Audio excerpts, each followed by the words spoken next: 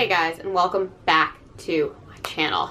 So if you guys follow me on Instagram, which is @VioletPrynne, you may have seen me chatting about this book in my stories for pretty much the course of like 2 months.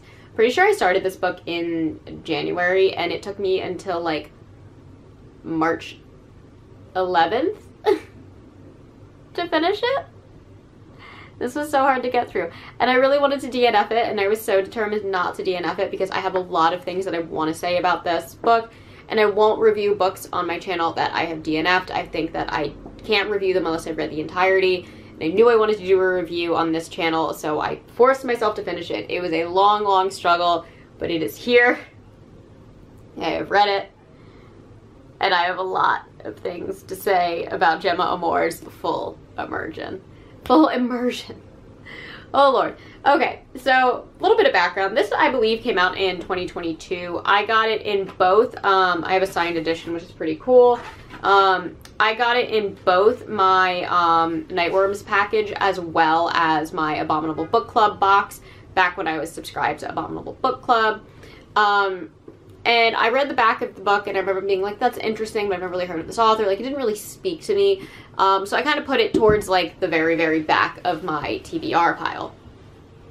However, in September, I was in Toronto when I went to this awesome city called this awesome bookstore called Little Ghost Bookshop, which is, I think by like Trinity Bellwoods area. And they're an exclusively horror themed bookshop. I adore them. They are awesome. I always buy stuff from them. I actually just went there recently and I bought Impulses of a Necrotic Heart and Other Afflictions by Red Legault. And I bought this because when I was there the first time, I picked up this anthology, October Screams, edited by Kenneth W. Kane, and it had a short story by Red Legault in there, and I really enjoyed her writing, so I wanted to pick up another release from her.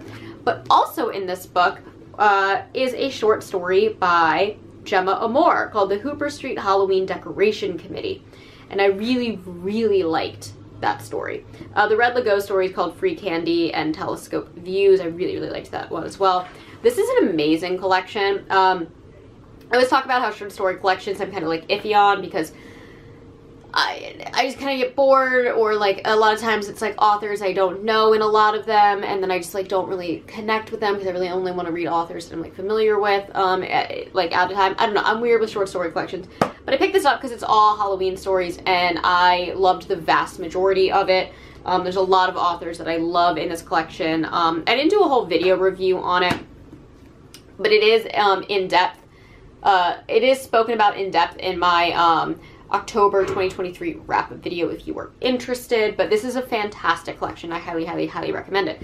But I really liked Gemma Amor's writing when I read this. And then I was like, I own a book by her. I own a book by her that I've just never given a chance. So I was like, you know what? Let's read it. I know I like her writing style from that short story. Let's read this book. So I'm going to read the back of the book for you guys. What can you do when you're reeling from trauma, but you've tried it all? Counseling, yoga, pills, meditation, art, healthy living. None of it makes a dent. What's left? Magpie is out of ideas. She's desperate enough to try anything. Just when she thinks her life can get no worse, she discovers herself, or rather, her own dead body, partially buried in the mud bank of a river. A man stands by, a familiar stranger. What does he want? And why can't she remember getting here? Why can't she remember anything? Unbeknownst to her, 2 pairs of eyes watch from behind an observation screen in a room filled with computers and sensors. An experiment is unfolding. But is Magpie the subject or practitioner? Reality becomes a slippery concept, and beyond the glass is something worse still, a hint of an outline, shaped in darkness. Magpie realizes all too soon that her journey has transformed from healing to survival. She must become the hunter rather than the hunted, with her missing memories the prey. In turn brutal, beautiful, and absolutely terrifying, Full Immersion is the latest speculative horror from Gemma Amor. Okay. That sounded really interesting to me. I thought I was getting kind of like Cabin in the Woods vibes. I thought it was going to be this kind of like weird, out-of-body murder mystery adventure. I thought it was going to be a horror novel. There's like nothing scary in this book. This, to me, is so far removed from a horror novel that I'm shocked it is considered one. it is very, very, very much speculative fiction, but this is really kind of a sci-fi. This is a science fiction novel. This is a science fiction novel with, like, elements of existential crisis being the horror. There's nothing really scary in here, and even the quote-unquote, like, monster is kind of a metaphor, and I don't find it scary at all. I literally struggled to talk about this as a horror book, and when I was reading it, I was like, did just nobody read this book and just put it in horror boxes because Gemma Amor is a horror author? Like, I couldn't find anything traditionally horror in this book. And there's some scary, scary topics in here, but I don't think what I found scary in this book is what was intended to be scary.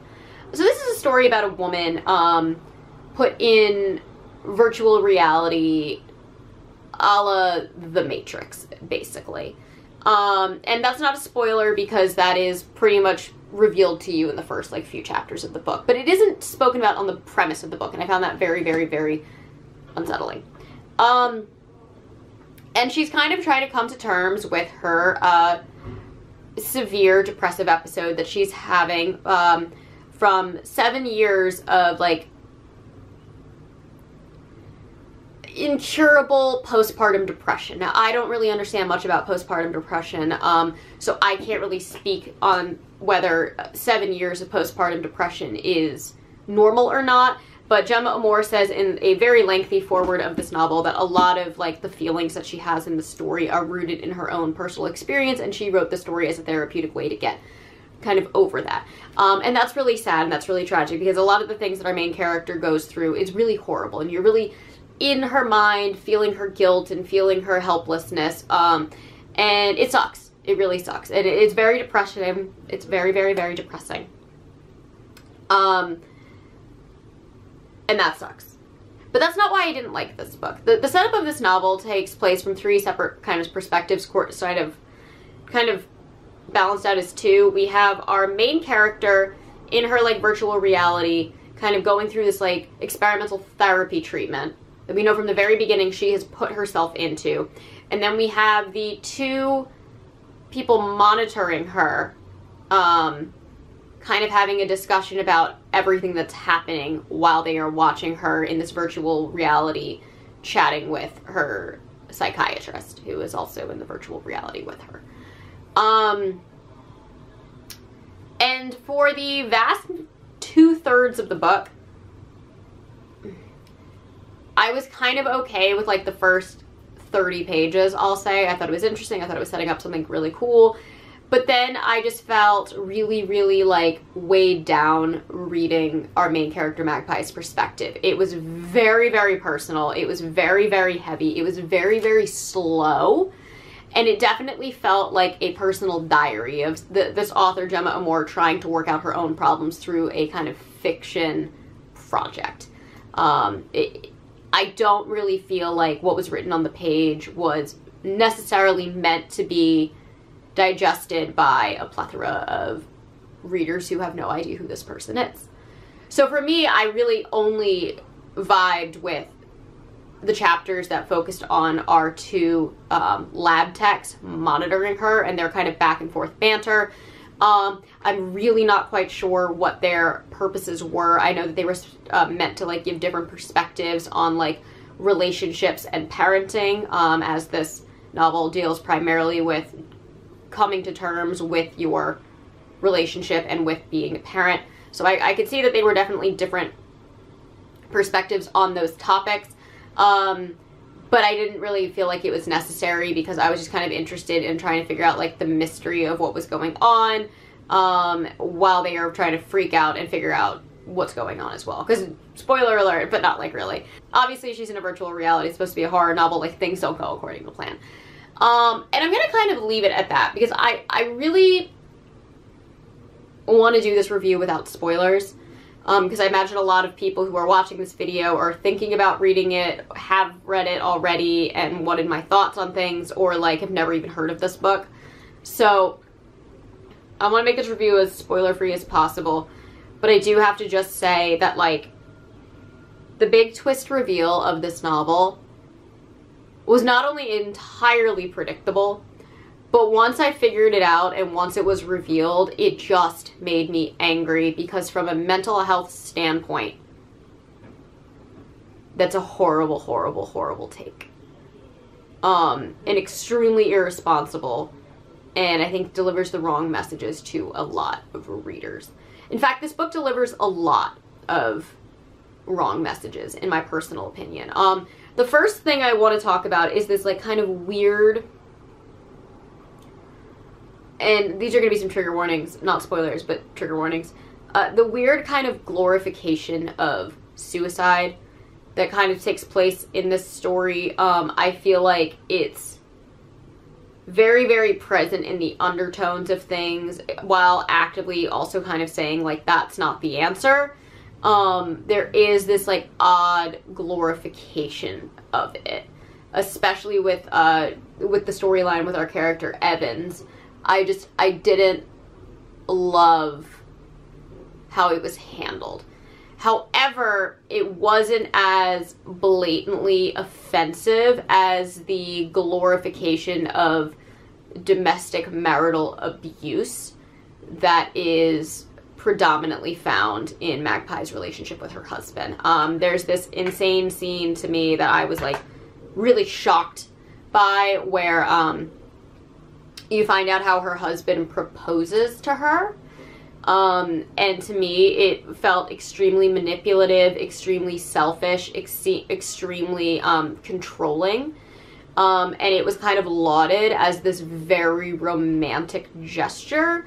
And I didn't feel that way at all reading it. In fact, I was like overwhelmingly angry reading that scene. And the more you find out about this husband, just the worse he is. He is so controlling, so manipulative.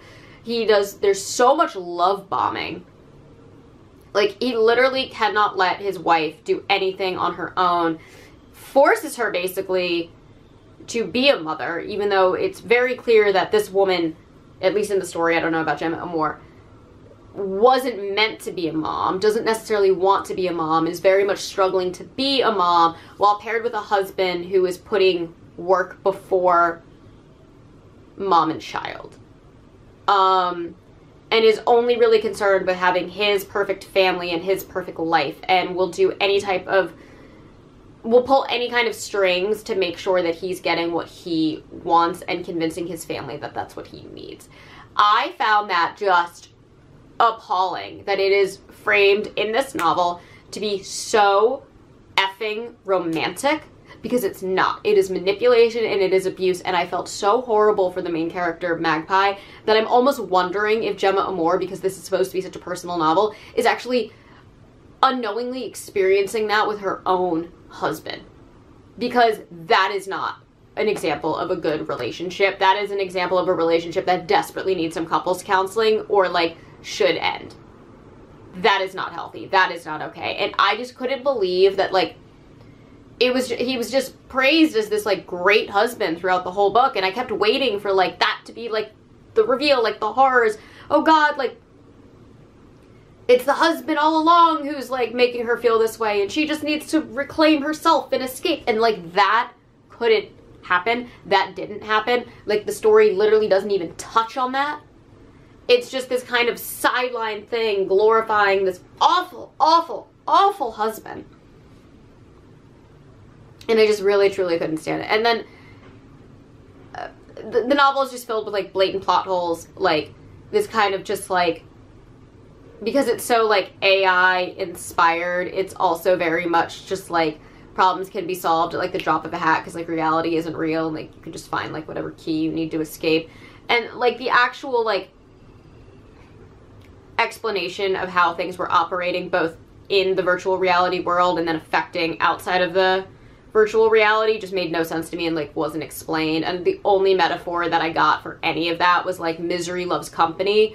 So like to escape your own misery, you have to make everybody else miserable, which literally was an ongoing theme through this book, which again, reading it, hoping there was like a resolution, or like if that's actually not true. You don't need the world to be completely like drawn down and destroyed by your own personal misery to feel better about yourself. But that was, again, just something that was like brushed aside and had nothing to do with the conclusion of the book other than like, hope everybody's miserable now. Like, why was that the metaphor? Why was that the metaphor?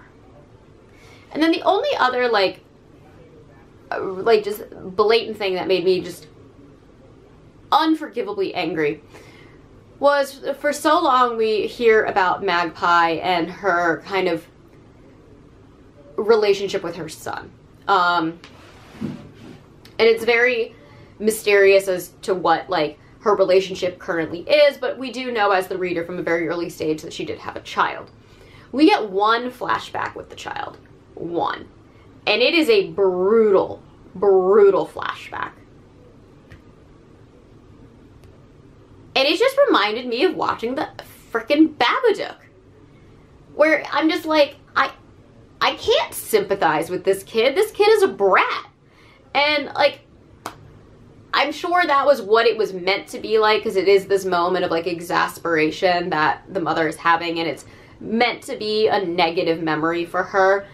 But reading it, I was just like, you let your child behave this way?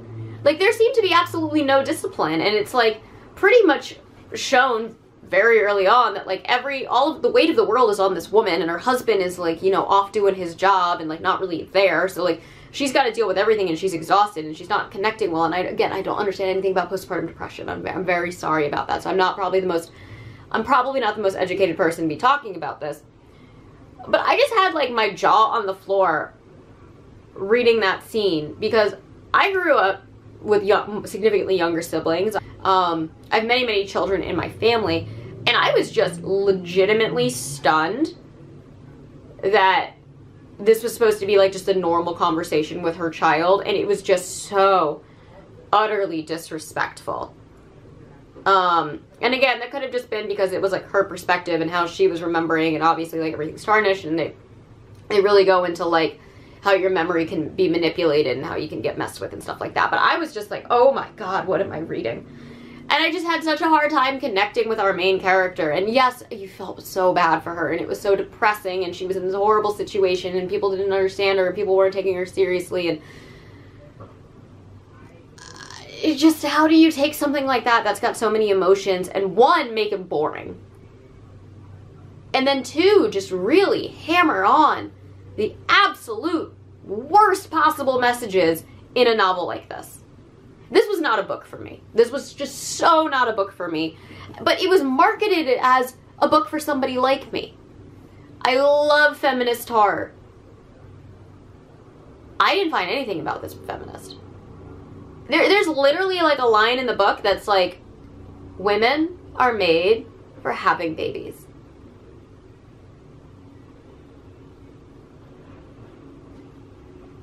That's a line in the book. That's a paraphrase, but it's pretty much that. I think it's something like, well, like, women have evolved so they can be like child bearers. Okay. And on top of that, it was just so boring. I would literally read like 20 pages and it would like exhaust me. Meanwhile, I'm reading The Haunting of Velkwood right now, and I've read like 115 pages in like 24 hours. This was so painful to get through. And it's so long. It's like 350 pages, but you get to the reveal at page like 280, and you're just like, how is there 60 more pages of this? And don't even get me started on the ending. I know I've touched on it already, but the actual ending itself just made absolutely no sense. And again, I really need this like kind of virtual reality world to be explained better, and not just like cosmic horror existential dreaded away with like the maybe that'll explain it all. No, I don't understand the ending because it isn't rooted in reality, but there's nothing that is set up why it is happening. But then on top of that, the message that the ending sends is so messed up. I don't know.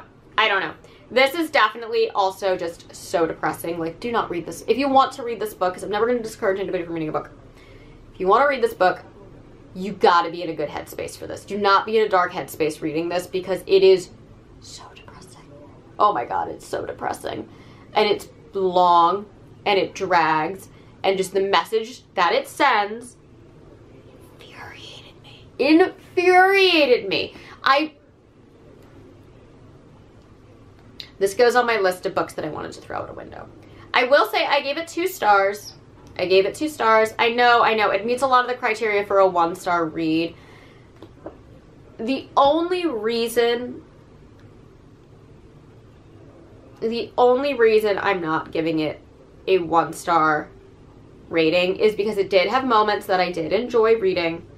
Primarily the banter between our 2 lab technicians, Evan and the boss, because those are their names, Evans and the boss. I did actually enjoy that. Enough so that I won't completely demolish it.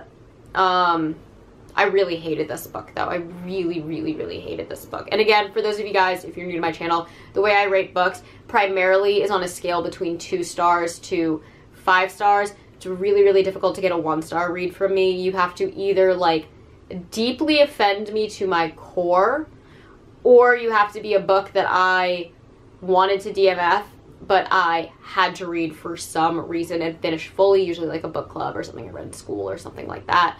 So it's very, very, very hard to get a 1-star read from me. So we're going to give it a 2-star because there were certain moments that I found enjoyable, and I really didn't hate the opening sequence of it, and it kind of was like almost impossible to read in the dead center and then kind of picked up again towards the last third. But like, I hated this book. I hated this book, but I didn't DNF it. And I wasn't as offended by it as I was with something like Anne Rice's The Witching Hour. Don't hate me for that. If you've been on my channel for a while, you know I hate that book. Or like, what was it? River of Ashes, the very first Twisted Retreat book that like, gag. Like, thank God every book after that has been like really, really good, because that book was awful and just so offensive. So not as offensive as those, but like, good Lord, what was this author thinking? This really shouldn't have been released to the public, in my personal opinion. It's way too personal of an experience, and it doesn't translate well to the average reader.